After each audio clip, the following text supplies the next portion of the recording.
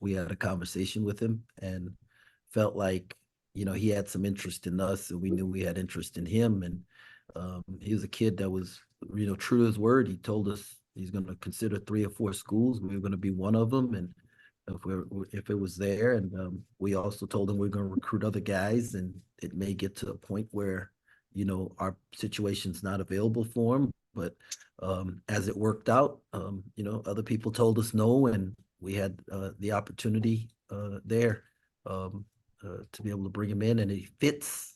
The most importantly, he fits what we needed. Like when we looked at it at the end, we said, "What do we need?" And his what he brings to the table as a player and what he brings to the table as a leader in the locker room, we need it. And then this is you and your staff's third time through the portal carousel. What was maybe different about this time around for you guys? Was there anything that stuck out this year that maybe wasn't true the previous 2 years? Well, I mean, this is the first time we've had our whole roster done in June, right? And I mean, our first year, Keontae didn't show up till August, right when school was starting, and Desi didn't get here till October, and then last year we didn't get a couple guys till August or September in that area when right after school started. So we're gonna get to spend a July with the whole 4 weeks in July of workouts with the whole group here, and so I believe that's gonna make a huge difference in how things get going. Thank you. Next question to Arnie Green.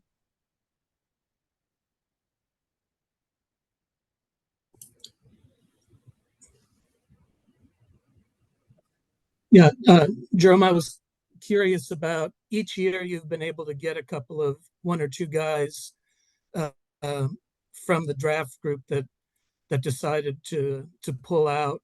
Do you kind of go into this trying to save a couple of spots for that eventuality, or would you rather just get it done sooner? And Arnie, we just try to get the guys that are right for us, that want to be with us. It's not like a plan. Obviously, guys who are going to pull their names out of the draft, and if they've been invited to the combine, I mean, it means that they're really good players. And so, you know, the type of talent that's available late if they are to pull their names out. But then there's also the risk if you're like waiting for that. So we try not to wait for it. But when people tell us no, we just believe that God had got somebody better for us, and so we move on to the next. And and this is just how it's turned out. You mentioned with Coleman, you had conversations, I guess, before he pulled out. Is that typical too, that guys that you have an interest in, you might talk to while they're still in the draft to sort of gauge their interest? Yeah, I mean, if you wait till kids pull their names out of the draft, then they already pretty much know where they're going. It's going to be hard to get involved. So you try and get a gauge for what they're thinking. You try and respect the way they want to be recruited, and you just trust them that they're the information they're giving you is the truth, whether it's from them, their family members, their agents. And Coleman was great, man. He said, "Coach, I'm not returning a lot of phone calls. You're one of them, and I'm interested. Just want to focus on this." So we left him alone. We, when he told us, and his agents told us when it was time to, talk to the family, and when it was time to do a Zoom, and they were very, very professional about it. I mean, the process with Coleman was very enjoyable, but it was also nerve-wracking because of the other teams that were also recruiting him. But we just kind of all along we felt like we were getting good information from him and would have a chance at the end. Also, with your bigs, I think you talked previously about trying to get guys who were more versatile that could play in and out. Are these the group that you've assembled of those guys? Is this more what you envisioned for the kind of offense you want to run? Just seems like all of them can do multiple things. Yeah, it's the way the game, really talented bigs want to play in the NBA. And to play in the NBA, you've got to be able to, play in a 5-out type offense and do multiple things. And no longer do they just let guys stand on the block anymore. Very few guys get to do that. So knowing the type of talent we wanted to attract, we had to run an offense that fits, what could help them get to where they want to get to. And because we've done that, it's given us this opportunity to be able to recruit guys like Ugana, and Achor, and Coleman, and Bai, those guys, because that's where they want to get to. And so you know it was more of a, if we want to get to a certain level, we got to adapt to a few things, and this was one of them. Thanks. Next question to Kevin Felder. Coach, you guys brought in a few guys who have multiple years of eligibility, including Doug. Was that sort of a priority heading into the portal, to try and get some guys who can play, more than just one season? And what can that offer you guys down the road? Mhm. You know, I'd love to tell you that we sat around and said we want to balance, the roster with the number of freshmen, sophomores, juniors, seniors, but we just wanted the best players that fit who we were about. And as soon as Doug put his name in the portal, we thought he was the best point guard out there, and that fit what we wanted and what we were about. And so it's nice that they have multiple years, but I think, like most kids, they come into this situation thinking, they're going to be one and done and go to the NBA. So we try not to assume that we're going to have them for multiple years. We're just going to have the best year we can right now. Now, there are a few guys who come in, they say, Coach, hey, I understand this is not a sprint, it's a marathon. But you just try to figure out what each guy's end goal is and see if you can help them to get there. And so the fact that we could bring back multiple of these guys for a second year is a great thing, but we can't just assume that that's going to happen because of the nature of college basketball.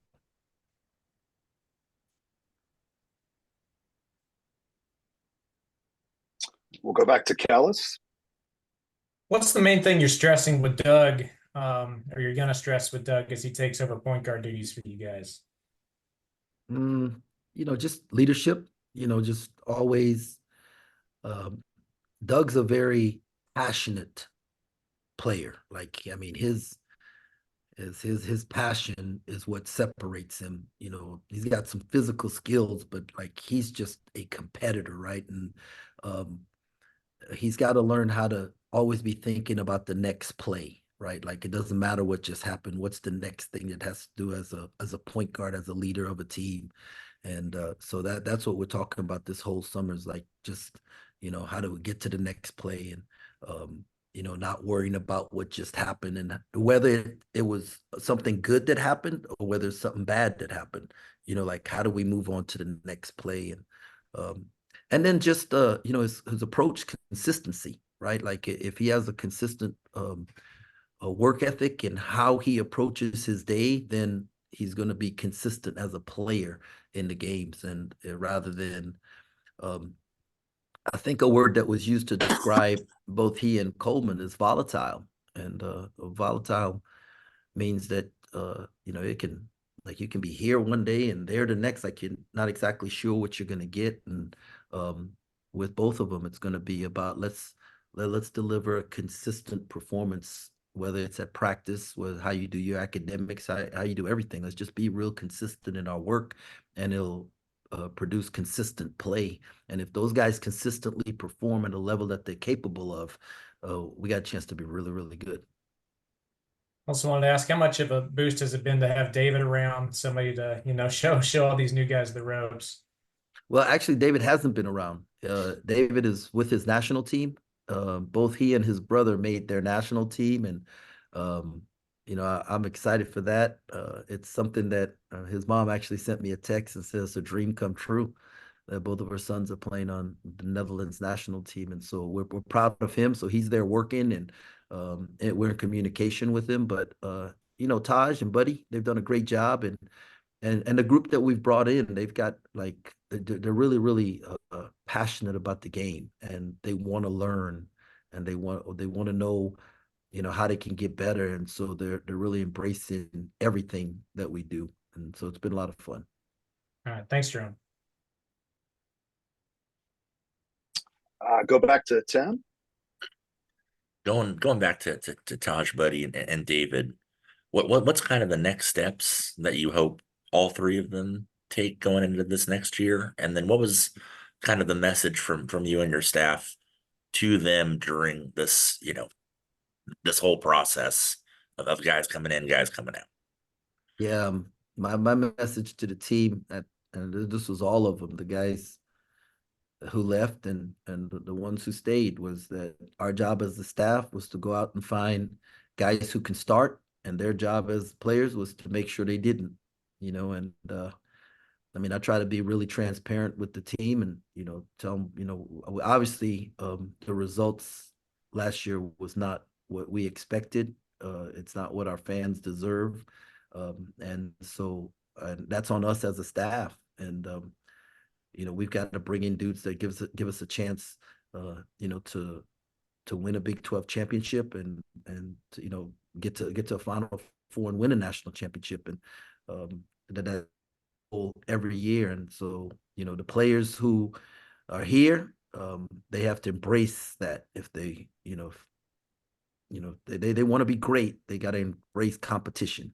And so they help us recruit guys here and who can start, and then they get out on the floor and they compete and make sure that they don't. And Taj, Buddy, and David, they embrace that. And so, I was very proud of those guys. And then can you give us just a little bit about both of the Joneses, both CJ and Max, and what you liked about them and kind of what fans can expect? Yeah, CJ is a versatile kid at 6'5" with a 6'7" wingspan. He can play, multiple positions, played the point for Luke at UIC, and can play off the ball, and he's got that competitive toughness that all of these St. Louis kids have. And so we're excited to have him. And then Max, man, Max can really shoot the basketball. He's a lefty and he can really shoot the ball, and he's got a chip on his shoulder because he started as a Division II guy and moved his way up. And I mean, every day he's just getting better and better. And so and they're both just terrific human beings. And so our fans are going to enjoy getting to know them. Thank you. We'll go back to Kevin Felder. Coach, you guys also dipped into junior college a little bit with Mobi. How did that one come about, and what stood out about him on film, and what can he offer, in the future? Yeah, we actually knew about Mobi when he was in high school, in the Czech, and watched some film of him, and liked him, and but just didn't know if we needed that coming out of high school. So then when he went to junior college, we paid attention to him, and his athleticism, his competitiveness, and he's just a special human. When you talk to him, talking about a kid who speaks 5 languages and just has a different, he has a bunch of different interests that are not normal for your typical basketball player. And I tell him, all the time, he reminds me of Jeremy Sohan as a person. Just a lot of, into fashion and different type of music, and just a guy you could have a conversation with and not ever have to talk about basketball. But he's also, he loves the game, and he wants to get better, and his length and athleticism, his size is really impressive, and he can get you easy buckets, like things that you can't coach. And so we're excited to have him, and the fact that we can have him for 3 years, that's really exciting to me.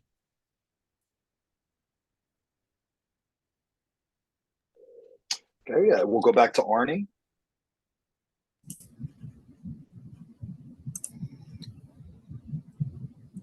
Yeah, when we talked to you, I think earlier this month, you still had a couple of spots open. You said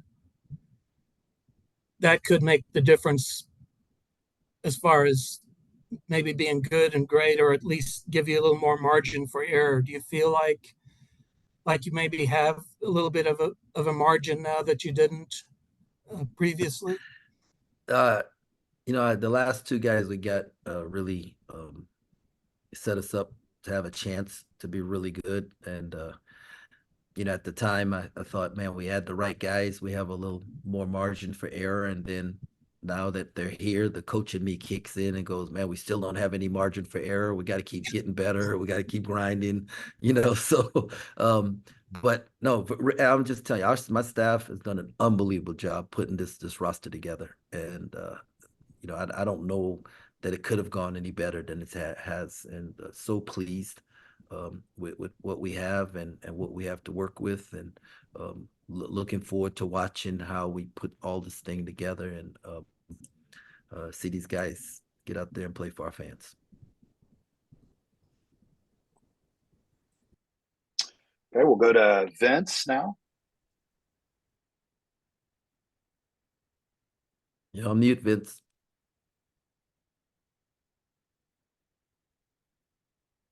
Sorry, I'm muted. Sorry about that. Now can you hear me? There we go. There we go.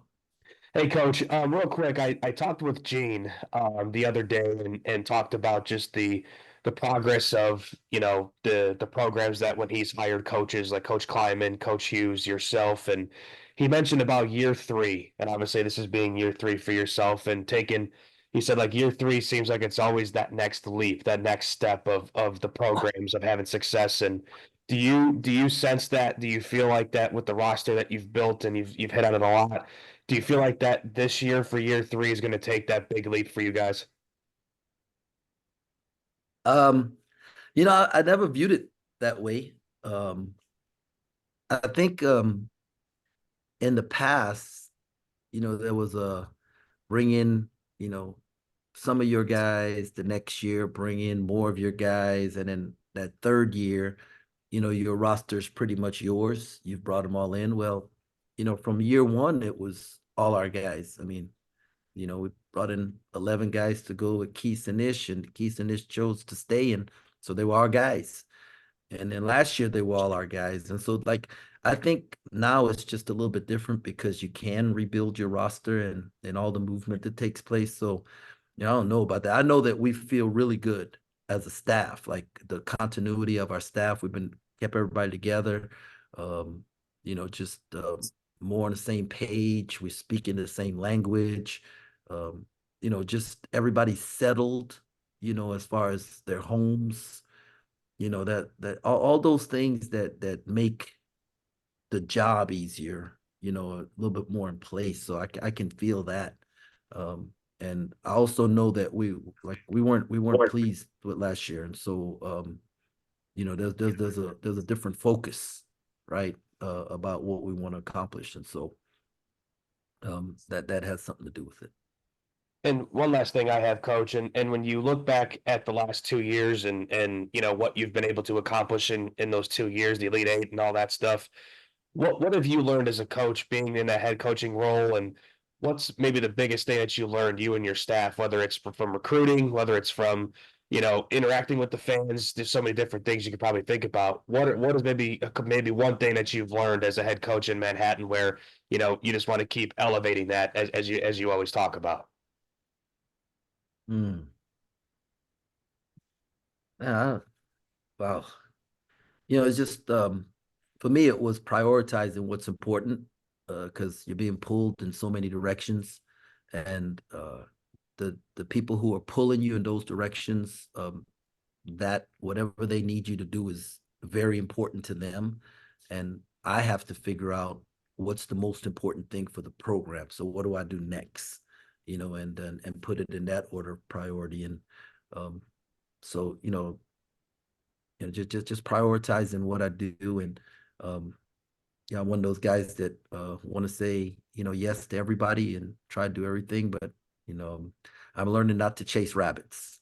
So that's one of the things I'm learning right now. Thanks, Coach. Okay, we'll go to Ryan Gilbert. Coach, with Castillo, what excites you about him that you've seen this summer, and how might he fit in with the Guards next season? Wow. David Castillo's maturity and his approach is different. You would not know that he's a freshman. And, as you know, I look at it every day. I don't want to put any pressure on the young fella. And, but, I walk out the gym all the time wondering how I'm not going to start him. I walked in the summer thinking, okay, how's he going to play? And there are days I'll walk out the gym going, how am I not going to start that guy? Right? What things are looking like right now. And what he's done very quickly is he's gained our trust as a staff. Like, I know in down 1, 30 seconds to go, crowd going crazy on the road, that he's going to be okay out on the floor. I can trust him out on the floor that he's going to make the right decision. And he's going to do the right things. And so, so impressed with him. Thank you. We'll go to David Boyce next. Go ahead, David. Coach, with so many new players coming in, what does a coaching staff do, or what can a coaching staff do between now and the first game to build that team chemistry, or does it just happen?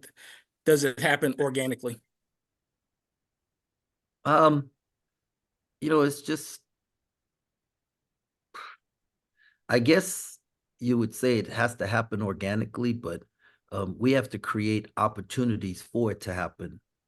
And one of the things, we live 30 seconds from the gym, right? Their apartments, they all live in the same apartments, and it's 30 seconds from the gym, and we spend a lot of time in the gym. We do family dinners every week, and so we're always together at each other's homes. And so we create opportunities for that organic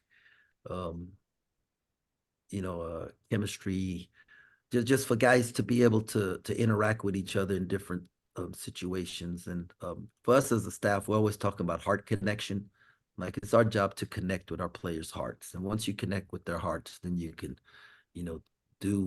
get them to understand, or at least you'll understand where they're coming from to help them get to where they want to get to. And I'm excited. Like, we haven't been able to do this the last 2 years because we spent the whole summer still recruiting a team. And so you couldn't fully focus on, what kind of team you could be like, or, meshing and doing like team building things, because you were waiting for all the guys to get there.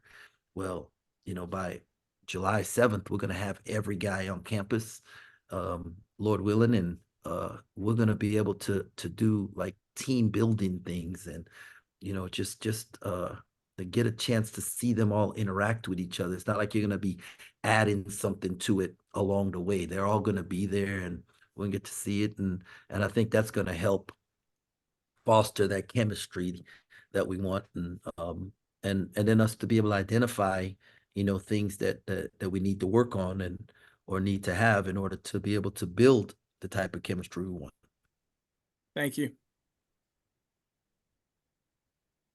Okay, we'll go to Mason Both.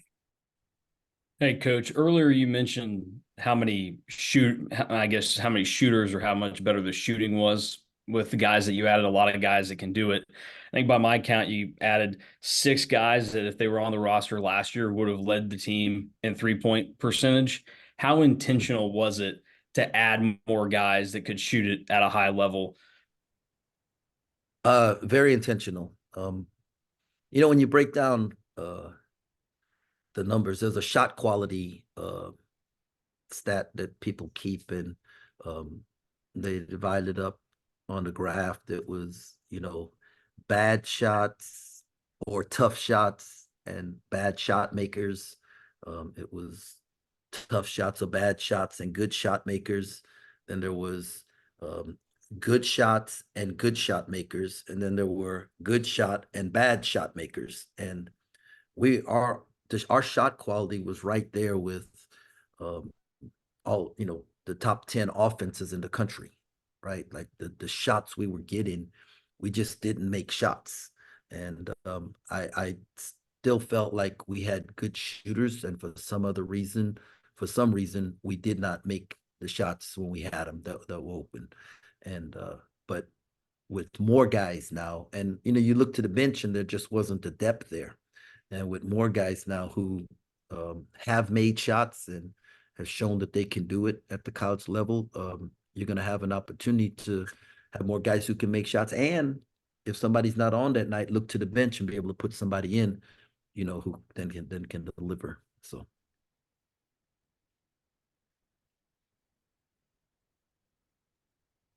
Okay, Coach. Anybody else have any questions before they let Coach go? All right, Coach. Thank you for the time. I really appreciate it. No problem. Thank you, guys. Have a great summer. Thanks, guys. I appreciate you guys jumping on. Just